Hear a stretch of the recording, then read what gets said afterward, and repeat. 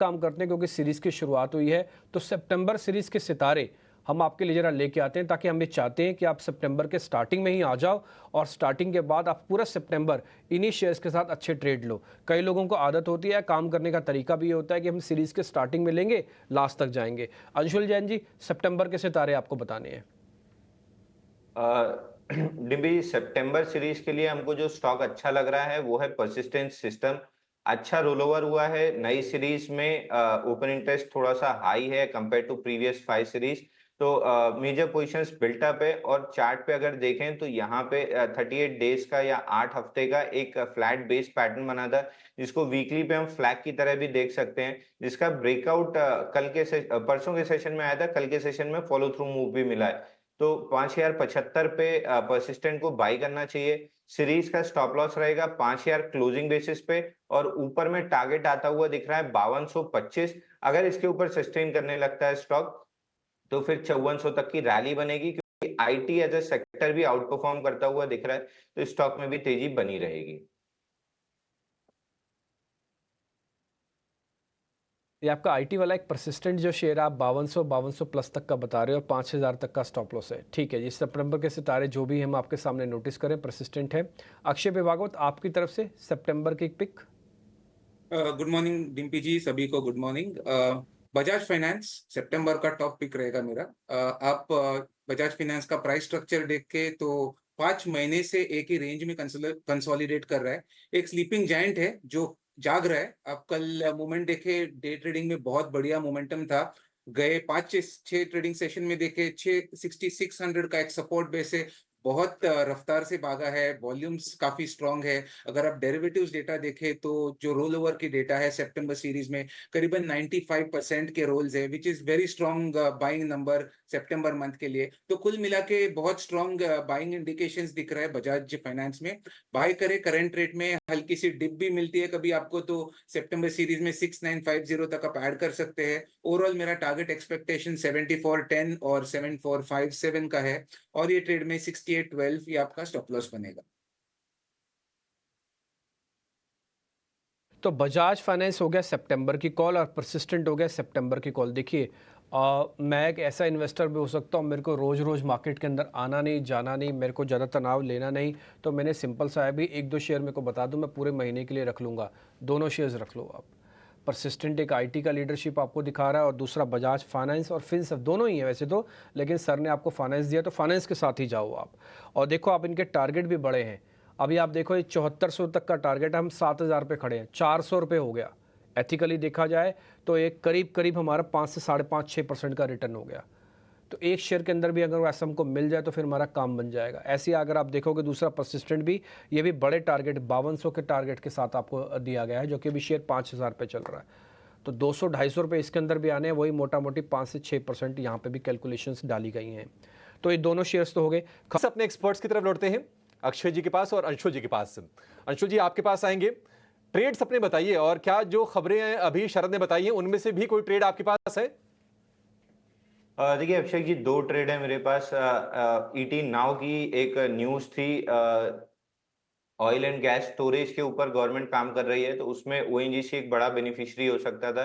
और ओएनजीसी के चार्ट भी काफी अच्छे लग रहे हैं। यहाँ पे बेस ऑन बेस पैटर्न बना है, पहले 55 दिन का बेस था, ऊपर 24 दिन का बेस बना है। तो बेस ऑन बेस पैटर्न से almost in the verge of breakout है, तो इस स्टॉक को बाई करके चलना चाहिए। 329 रुपए के आसपास, 325 रुपए का स्टॉप लॉस रहेगा, और 335 रुपए का एक छोटा सा रेजिस्टेंस है। तो फिलहाल शॉर्ट टर्म के लिए उसको टारगेट लेके चलिए। 335 340 की जोन निकालने के बाद स्टॉक में 390 रुपए तक की रैली बनेगी।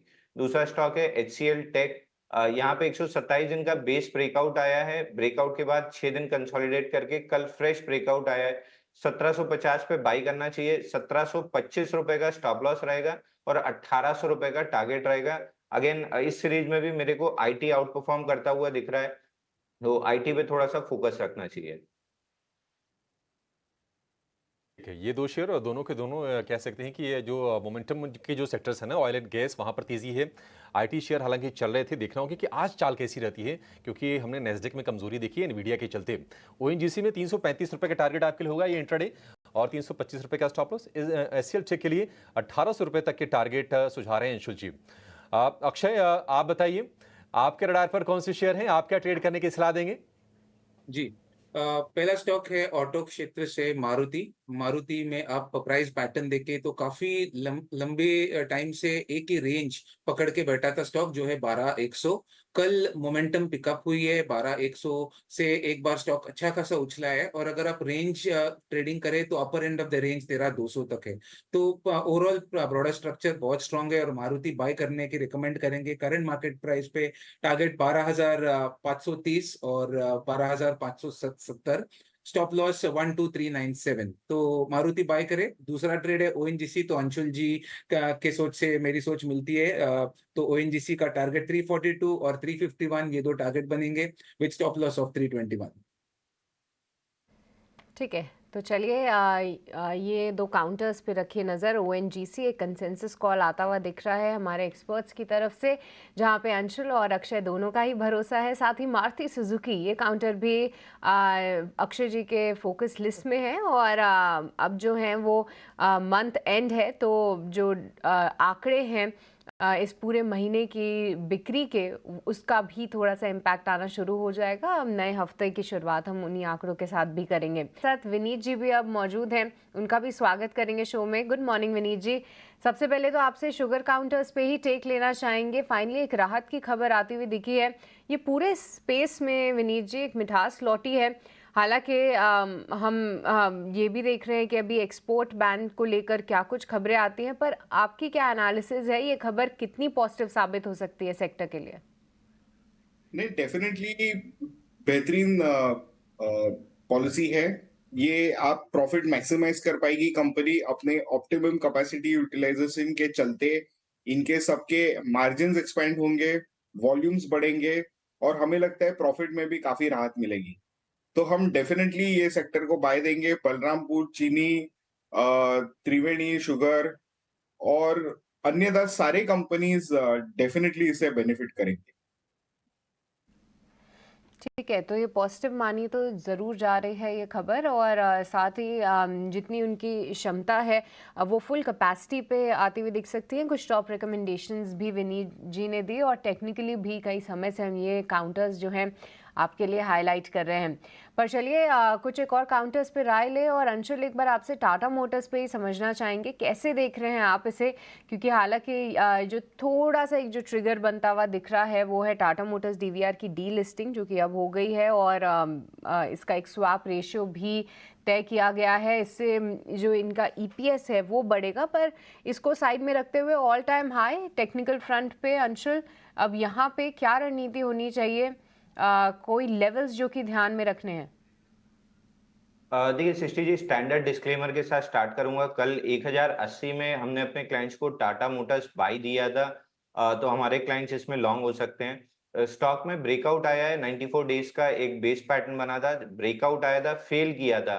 वीक लॉन्ग्स को निकालने के बाद वापस से 1065 के ब्रेकआउट पॉइंट पे हायर लो और फ्लैग पैटर्न बना था, जिसका कल के सेशन में ब्रेकआउट आया है और वॉल्यूम 238% था अगेंस्ट 50 डे मूविंग एवरेज। तो ये ब्रेकआउट बड़े वॉल्यूम के साथ आया है। हाई लाइकली है कि अपना ऑल टाइम हाई 1179 ना सिर्फ टेस्ट करेगा बल्कि निकाल देगा। जो फ्लैग पैटर्न है उसका टारगेट 1240 रुपए बन रहा है। तो अगर आपका नजरिया 3 से 4 हफ्ते का है तो 1240 तक ये स्टॉक जा सकता है। लेकिन अगर एक हफ्ते का नजरिया है तो 1179 जो ऑल टाइम हाई था वो टेस्ट होते हुए दिखेगा।